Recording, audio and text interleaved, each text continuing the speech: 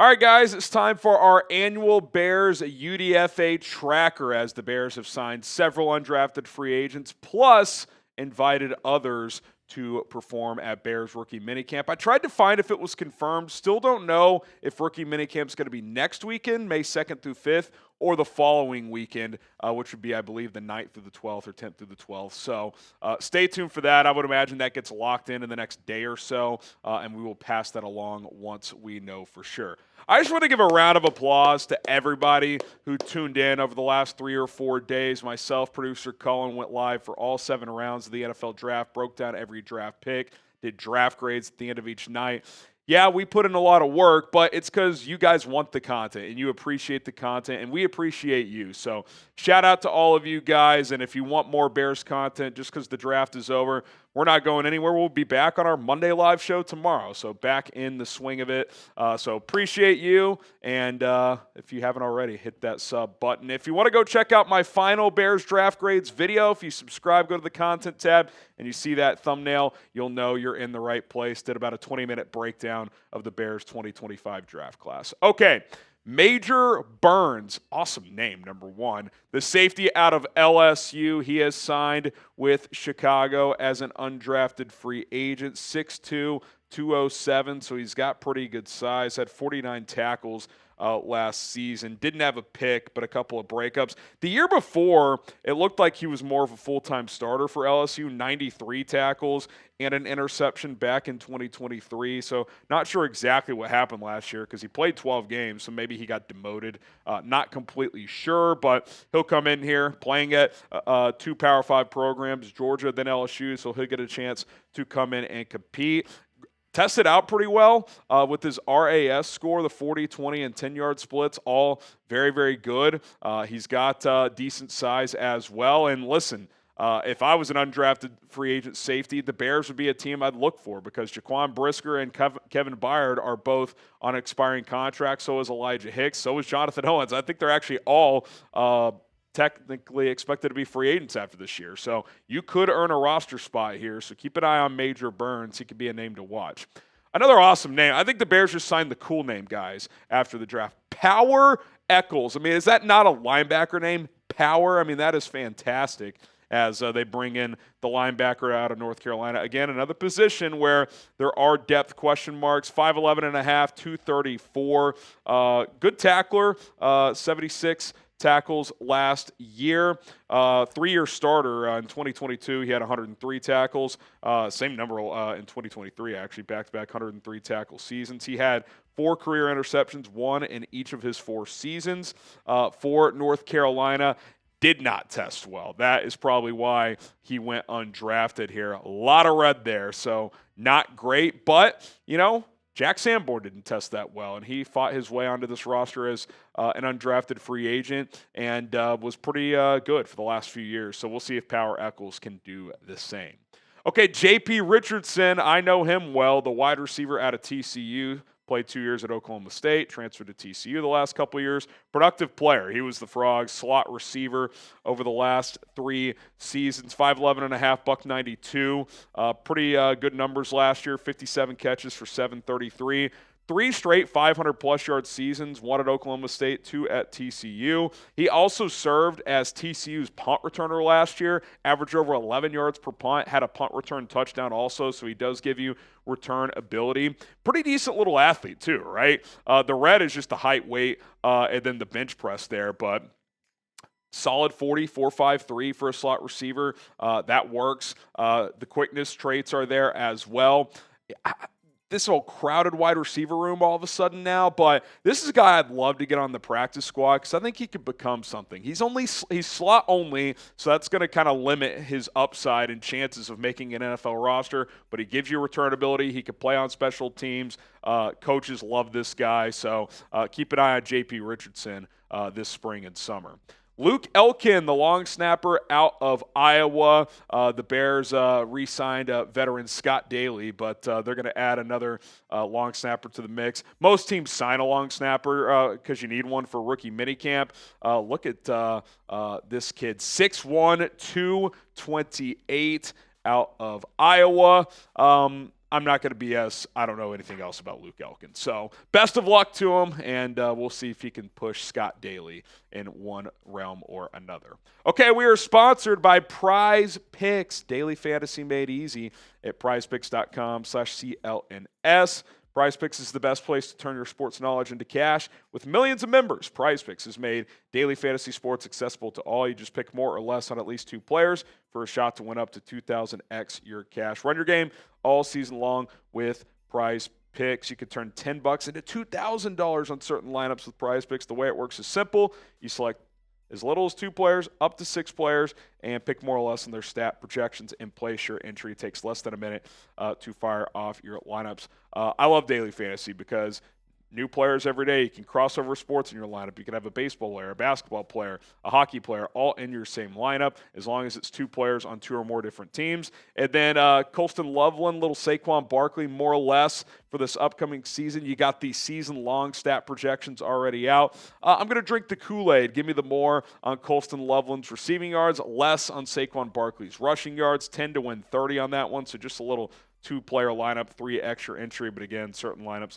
you can win up to 2,000x. Sign up today, get $50 instantly when you play for just $5. You don't even have to win to get that $50 bonus. It's guaranteed. Just go to prizepicks.com/CLNS and use the code CLNS today. Okay, they added a kicker. I kind of wanted them to bring in an undrafted free agent kicker. Didn't want them to draft one. Let's not use a draft pick on one, but I like bringing in another kicker onto the 90-man offseason roster. Jonathan Kim out of Michigan State seems to have a pretty big leg. Last year he was 19 to 21, so very accurate. Did miss 2 extra points, though, so that's kind of odd. I'd have to look into the specifics of those. I don't know if they were blocked or if he shanked them or whatever. But along a 55, and the year before he nailed one from 58. So if you're going to bring in a kicker in the offseason to at least somewhat push Cairo Santos, bring in a big leg guy. And it seems like Jonathan Kim has a pretty big leg. So curious to see if that turns into something. I'm not sure the Bears are going to view this as like a real kicker competition, but I don't have any problem if they do because, listen, Ben Johnson said it last night. There is no depth charts right now. It's competition, baby. Now, obviously, there's some level of like Jalen Johnson's not going to be your 4th corner, right? But I think the principle is clear. Like, hey, like we're starting from ground zero with everyone. Doesn't matter if you make $25 million. Doesn't matter if you're an undrafted free agent. Obviously, there's some falsities to that. If you're making more money, you can get away with more. But they're running a tight ship under Ben Johnson, and I wouldn't mind if there was a kicker competition. Do you want one? Type Y for yes, type in for no. Give us your thoughts in the comments. Okay, Jahdae Walker, the wide receiver out of Texas A&M. He's got pretty good size, 6'3", 200. Not a lot of production this past year, but you look at his season the year before, 35 catches for 590, almost 17 yards a catch. In 2023 for the Aggies. So he's got some big play ability. He also tested pretty well in the RAS, so he could be a guy that you throw into the mix. You know, he's kind of the opposite of J.P. Richardson, who's this smaller slot guy. Walker, more of a boundary outside receiver, better speed, better size, better athlete, all that stuff. You don't really have that true backup X on this roster, so maybe Walker pushes to be like your wide receiver 5 or 6 to serve in that role. We'll have to wait and see. Should be fun to see these guys compete. Okay, Xavier Carlton, the edge rusher out of Cal, has some really good size, right? 6'5" and almost 6'6", 273. How about this? 9 sacks last year. I'm keeping an eye on this guy because you need more guys who can come off the edge, and at his size, he's probably got some interior flex as well, to be honest. 18 sacks over the last 3 seasons as well, so he's been pretty productive for Cal over the last 3 years. Tested above average, but not great by any means. But listen, 9 sacks in a Power 4 conference, that's no slouch. I mean, that's real production. He's got good size as well. So keeping an eye on this kid, no doubt about it. And that RAS, by the way, is for a defensive tackle. So that's why you see the red with the size there. But as a defensive end, it would probably go up a little bit overall. Okay, Tysheem Johnson, the safety out of Oregon. He is on board as well. 3 picks last year, 3 pass breakups. Had 2 picks the year before, so he's got 5 picks over the last 2 seasons. 262 career tackles. He's been a starter for almost 4 years. 2 years at Ole Miss, 2 years at Oregon. So he's played a lot of ball. Built more like a nickel, so not sure where exactly he fits in the secondary, but a guy who can make some plays on the football for sure. Okay, Jereme Robinson, the edge out of Kansas. Another defensive end here. Again, you didn't really draft a true edge. Obviously, Shamar Turner has got some defensive tackle edge flex, but 6'2 and a quarter, 264, 5.5 sacks, 9 TFLs this past season for the Jayhawks. 5-year college player. Looks like he's been a starter for the last 3 years or so. 13 of his 14 career sacks in the last 3 seasons. Okay, favorite UDFA signing. I think the one that I'm most intrigued with is Xavier Carlton because of his size and his production. Obviously, on a personal note, JP Richardson, I know him the best. I've watched him quite a bit, over the last couple years at TCU. But let us know in the comments section down below. Maybe it's the kicker. Jonathan Kim, we got a competition? We'll have to wait and see. Michael Batton, these right here are tryout invites. So the players we just mentioned, all UDFA signings. These next 4 are guys who are going to get the tryout. And if they do well, sometimes you see the rookie tryout guys sign, and they'll cut guys who didn't do well as the initial signings. Productive last year with 94 tackles, 3 sacks as well. I have no problem with adding a few linebackers to the mix here just to see if any of them pop. Cole Nelson, the edge out of Virginia Tech, comes on board as well. Undersized for a pure edge, so I don't know if the Bears maybe view him more as an off-ball linebacker. 6'1.5", 241, 2.5 sacks for the Hokies. Gio Paez, the defensive tackle out of LSU, gets an invite as well. Just under 6'3.5", 312 pounds. Was a rotation player for the Tigers this past season. And then we got Sebastian Perez coming in on board as well. It's fine like that, Colin. No worries either way. The guard out of Eastern Illinois signs with, or not signs, gets a tryout invite with the Bears. Look, it's right there, Joliet. He's a local guy, 6'4", 308. Pretty good PFF grades for what it's worth. Gave up just 2 sacks this past season. All right, to recap.